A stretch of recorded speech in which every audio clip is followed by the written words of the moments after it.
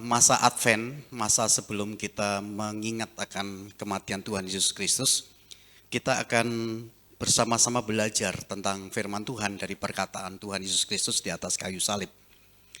Nah, perkataan yang pertama yang disampaikan oleh Pendeta Edwin kemarin adalah, Bapa, ampunilah kesalahan mereka karena mereka tidak tahu apa yang mereka perbuat. Di dalam Lukas pasal yang ke-23 juga. Dan pada kesempatan pagi hari ini, kita belajar bersama-sama perkataan Yesus di atas kayu salib yang kedua, yaitu yang berbicara tentang bagaimana kita menyadari bersama-sama, aku bersama-sama dengan kamu di dalam Firdaus. Ini adalah perkataan Tuhan Yesus Kristus kepada seorang penjahat yang bertobat, yang mengenal siapa Yesus. Dan dia mengatakan, kalau engkau sebagai raja, sebuah iman yang sangat luar biasa, yang dicurahkan kepada Tuhan Yesus Kristus.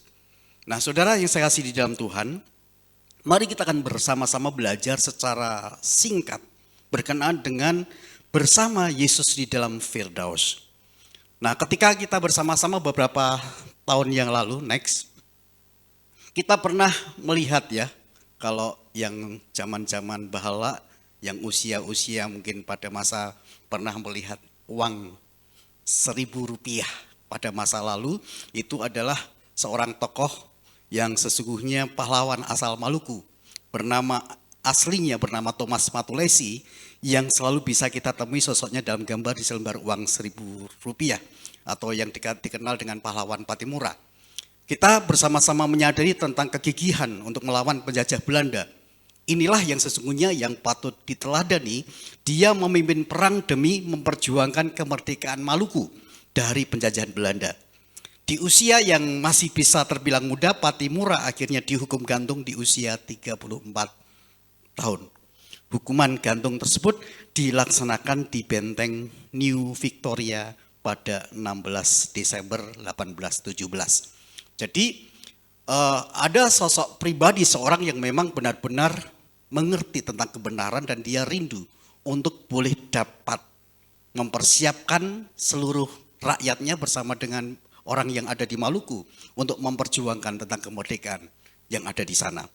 Nah, ketika kita bersama-sama mencermati tentang sebuah perjuangan, sesungguhnya kita menyadari bersama-sama di dalam Lukas pasal yang ke-23, tentu ketika kita membaca bersama-sama, kita melihat ada seorang penjahat. Ya, ada dua orang penjahat seorang yang jahat, seorang yang melakukan kejahatan yang tentunya berakhir di dalam hukuman. Jadi dua penjahat ini akhirnya disalibkan bersama-sama dengan Tuhan Yesus Kristus. Saya yakin bahwa hidup sebagai seorang penjahat tentunya tidaklah menyenangkan. Kenapa? Karena penjara dan sengsara selalu menanti dan tentunya berdampak dalam kehidupan pribadi. Berdampak dalam kehidupan keluarga, berdampak dalam kehidupan kemasyarakatan. Kita sadar orang-orang yang dipenjara, orang-orang yang bersalah di sana, ketika keluar mungkin sangat sulit sekali untuk mencari pekerjaan dan sebagainya. Mungkin oleh karena dianggap sebagai sampah masyarakat. Perbuatannya yang sangat menjijikkan, yang sangat merugikan. Nah, ketika kita menyadari di dalam perjalanan kehidupan seorang penjahat ini, sesungguhnya kita bisa merenungkan juga bahwa ada sedikit orang yang berani hidup di dalam kebenaran. Lebih banyak orang suka dengan situasi dan keadaan yang mungkin tidak menyukakan hati mereka, mengerjakan dengan seenaknya sendiri tanpa melihat apakah itu benar atau tidak. Ada banyak orang-orang yang korupsi di sana, ada banyak kebohongan di sana, ada banyak hal-hal yang luar biasa yang dikerjakan dalam kehidupan yang ada di dunia, di tengah-tengah keberadaannya untuk melakukan hal yang tidak baik di dalam hidupnya. Nah, yang menjadi pertanyaan bagi kita sesungguhnya, di manakah posisi kita pada saat sekarang ini? Apakah ketika kita menyadari ada banyak penjahat-penjahat di luar sana yang melakukan kejahatan-kejahatan, mungkinkah kita menjadi seorang penjahat? Saya yakin kita semua tidak mau menjadi seorang penjahat. Saya yakin kita semua tidak mau melakukan hal-hal yang jahat yang ada di dalam kehidupan kita, karena memang pasti masyarakat tidak suka, apalagi Tuhan kita yang tidak suka. Nah, hari ini kita boleh belajar bersama-sama merenungkan tentang kejahatan-kejahatan manusia yang pada titik akhir harus mengalami sebuah dampak dari perbuatannya yang ada. Dari dua penjahat yang disalibkan bersama dengan Tuhan Yesus Kristus ini, kita menyadari bersama-sama sehingga perkataan Tuhan Yesus, engkau akan bersama-sama dengan aku di Firdaus pada hari ini. Kenapa Yesus mengatakan seperti ini, saudara sekalian? Kenapa Yesus rindu bahwa di tengah-tengah kejahatan yang ada di dunia ini, siapapun mereka, Tuhan ingin mereka tetap menjadi orang-orang yang bisa diselamatkan. Dan tentunya di dalam kehidupan kita sebagai orang-orang yang dikategorikan sebagai orang yang tidak berbuat jahat, tentunya kita bersama-sama juga rindu untuk menyadari bahwa dampak dari akhir segala sesuatu yang kita kerjakan di dunia ini, kita juga akan boleh bersama-sama dengan Bapa yang ada di dalam Firdaus. Kita akan bersama-sama melihat ada 3 kebenaran yang perlu kita renungkan bersama-sama. Kenapa Tuhan Yesus Kristus mengatakan engkau bersama-sama dengan aku di dalam Firdaus?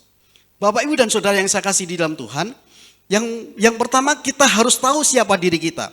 Nah, ketika kita bersama kembali melihat di dalam ayat yang ke-33 dan 34, di sini adalah bagian di mana Pendeta Edwin menyampaikan firman Tuhan kemarin.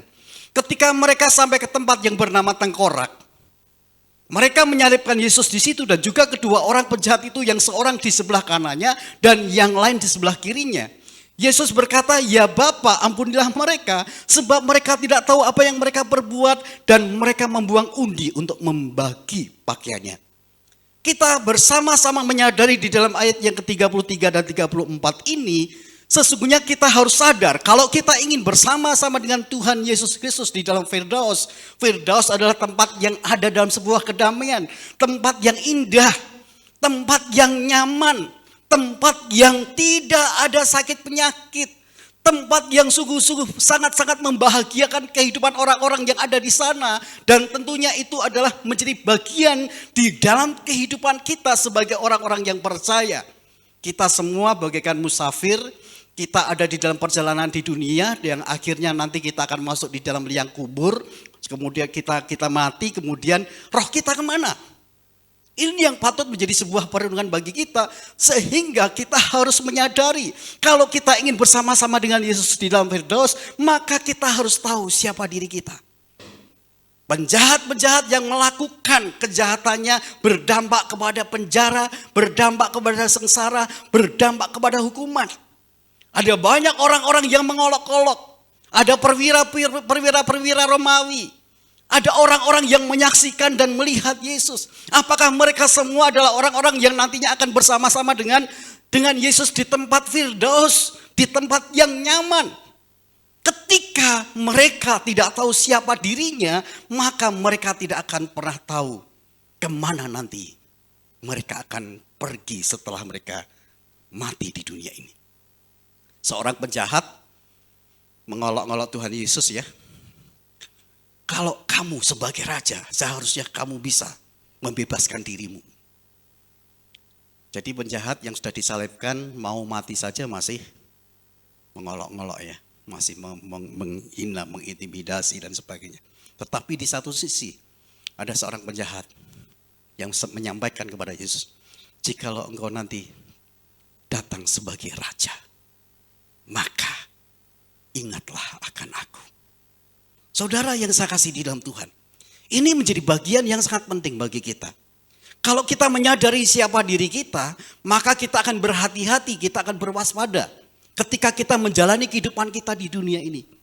Ketika kita tahu siapa diri kita, bahwa ada komitmen yang harus kita ambil, ada sesuatu yang akan berdampak ketika kita mengerjakan sesuatu yang tidak baik di dunia ini, maka seharusnya dan semestinya kita menyadari jangan seperti penjahat-penjahat yang di atas bersama-sama dengan Tuhan Yesus Kristus di kayu salib. Karena dampaknya sangat besar buat kita. Kalau kita tahu itu, maka kita akan berjalan dengan bijaksana. Karena pada akhirnya kita akan kembali kepada Tuhan. Hanya saja tempatnya di mana? Apakah tempat yang di neraka yang juga cukup untuk selama-lamanya bagi orang-orang yang tidak percaya, bagi orang-orang jahat yang tidak mengenal Tuhan? untuk selama-lamanya atau kita akan berada di dalam Firdaus, tempat di mana Tuhan Yesus berada. Tergantung siapa diri kita. Kita tahu dan kita berhati-hati, kita berwaspada menjalani kehidupan kita, siapapun kita. Baik itu sebagai karyawan, sebagai pelajar, sebagai apapun. Kita berhati-hati karena akhir daripada kehidupan kita akan menentukan kemana kita akan pergi. Yang kedua, saudara sekalian, ketika kita bersama-sama melihat bersama-sama Yesus di dalam Firdaus, kita harus tahu siapa Allah kita.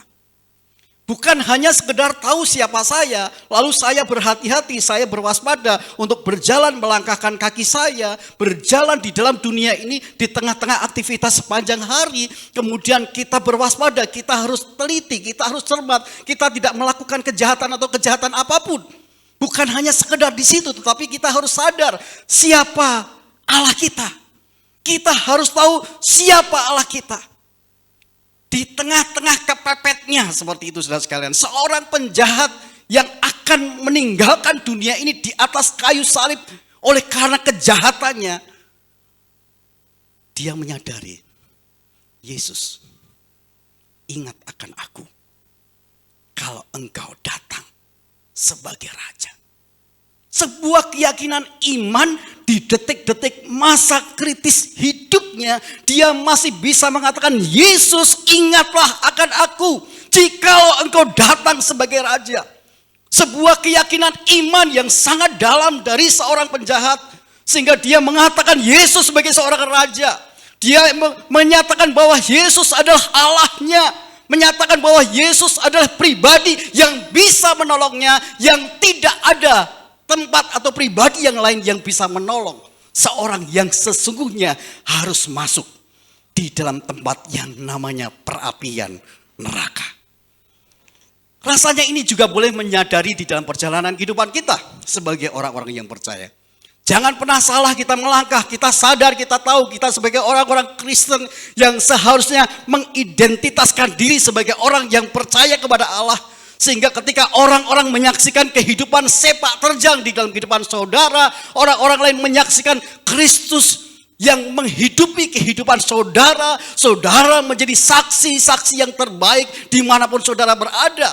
Yang semestinya itu terjadi di dalam kehidupan saudara dan saya, karena saudara tahu siapa diri kita, saudara tahu siapa saudara sendiri. Identitas diri saudara menjadi bagian yang penting, tetapi juga harus terfokus bahwa segala sesuatu yang kita kerjakan, yang kita lakukan juga akan dipertanggungjawabkan kepada Allah.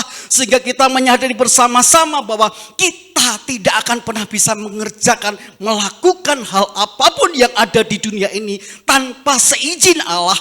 Dan kita harus menyadari bersama-sama di saat sepak terjang di dalam kehidupan kita, selama kita ada di dunia, kita harus tahu bahwa Allah kita, Allah yang Maha Tahu.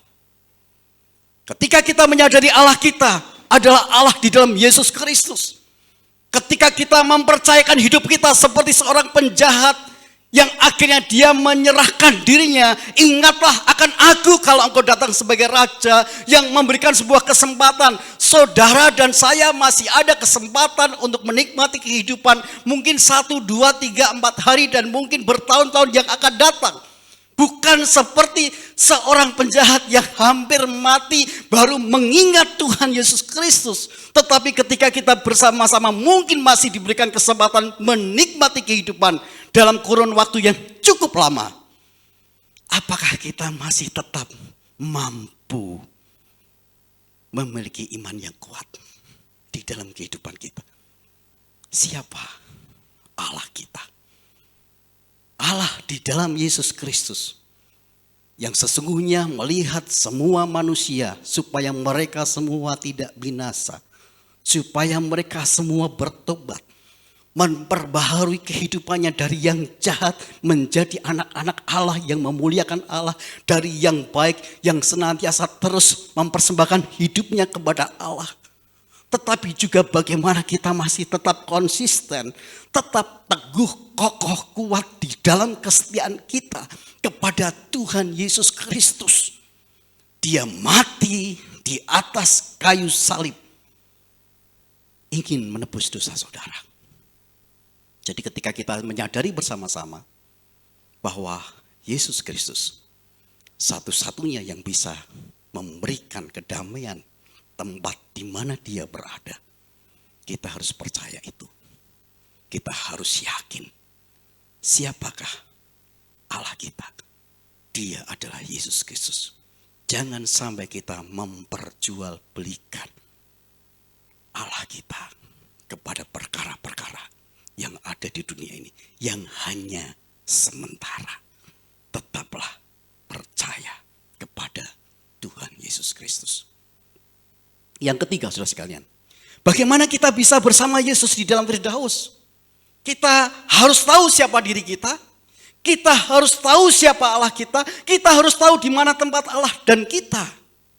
Jadi kita harus menyadari bersama-sama ketika kita melihat kembali di dalam ayat yang ke-43.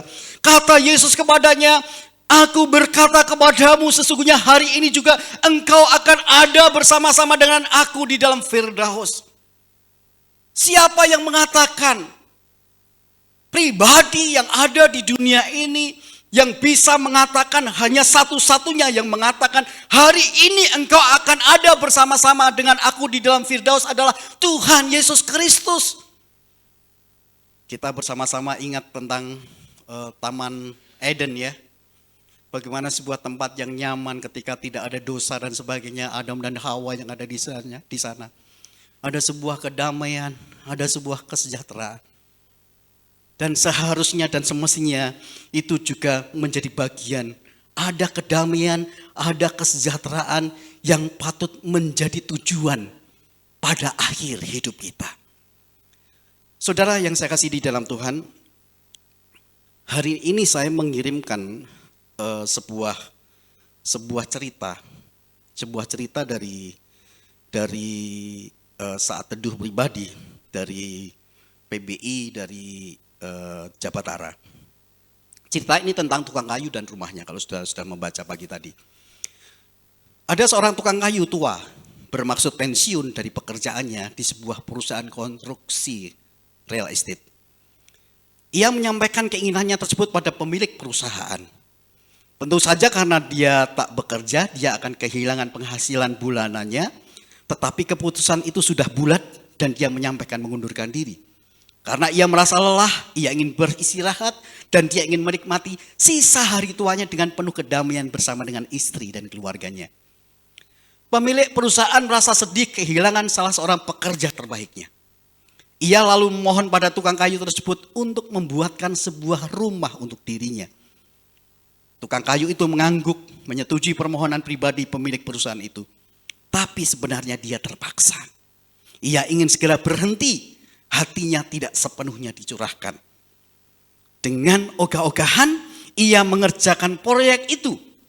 Ia cuma menggunakan bahan-bahan sekedarnya. Akhirnya selesailah rumah yang diminta. Hasilnya bukanlah sebuah rumah baik. Sungguh sayang ia harus mengakhiri karirnya dengan prestasi yang tidak begitu mengagumkan. Ketika pemilik perusahaan itu datang melihat rumah yang dimintanya, ia menyerahkan sebuah kunci rumah pada si tukang kayu. Ini adalah rumahmu, katanya. Hadiah dari kami. Betapa terkejutnya si tukang kayu. Betapa malu dan menyesalnya. Seandainya saja dia mengetahui bahwa sesungguhnya mengerjakan rumah untuk dirinya sendiri, ia tentu akan mengerjakannya dengan cara yang lain sama sekali.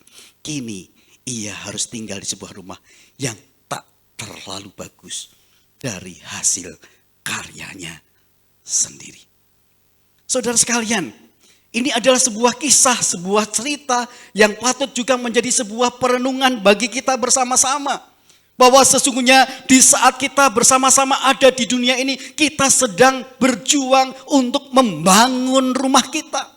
Memperjuangkan dengan segala sesuatu yang kita kerjakan di dunia ini. Kita sadar, kita tahu bahwa tempat yang sudah disediakan oleh Allah adalah tempat yang aman, tempat yang nyaman. Tetapi itu bisa dapat kita nikmati ketika kita bisa bersama-sama membangun diri di dalam kehidupan kita untuk senantiasa setia sampai pada akhir kehidupan kita kepada Tuhan. Rasanya ini menjadi sesuatu yang penting, akan menjadi sia-sia. Di saat kita sudah memperjuangkan sebagai orang-orang yang percaya pada masa kecil kita, tetapi justru sampai pada akhir ketika kita akan meninggal dunia, kita melakukan hal yang tidak sesuai dan yang tidak dikehendaki oleh Tuhan. Bahkan justru akan menjadi sesuatu yang sangat merugikan ketika kita justru meninggalkan iman kita kepada Tuhan di titik-titik terakhir. Hal yang sama ketika ada dalam sebuah permainan sepak bola. Walaupun berapa gol yang sudah dimasukkan, tidak akan pernah bisa menyelesaikan pertandingan untuk bisa memenangkan pertandingan itu sebelum wasit meniup peluit selesai. Kapan Tuhan akan meniup peluit untuk menyelesaikan hidup kita? Kita tidak tahu. Tetapi kesempatan kita ada di dunia ini. Kita harus sadar, kita harus tahu di mana tempat Allah. Kita harus sadar, kita tahu di mana tempat kita kelak. Itulah sebabnya yang patut kita perjuangkan selama kesempatan masih ada di dunia ini. Mari kita berjalan dengan sangat baik dan hati-hati. Sehingga ketika Tuhan mengatakan, hai hambaku yang setia, mari masuk bersama-sama dengan aku. Di mana aku berada, di situ kamu berada. Hari ini juga engkau akan ada bersama-sama dengan aku di dalam Firdaus. Kata Yesus kepada seorang penjahat. Betapa senangnya kalau Tuhan mengatakan kepada kita sekalian, hari ini juga engkau ada bersama-sama dengan aku di dalam Firdaus.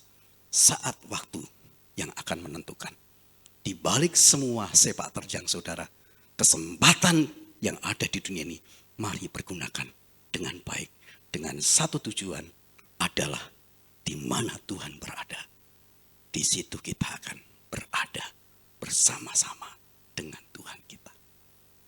Kiranya Tuhan memberkati. Kita akan berdiri bersama-sama.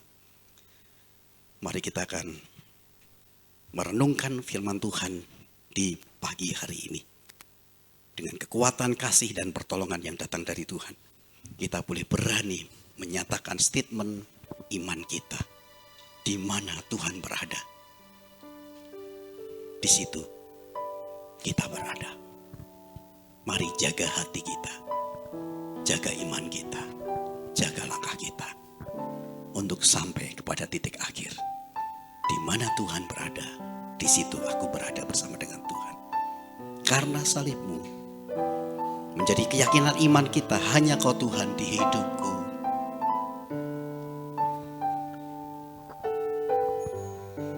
Karena salibmu, karena salibmu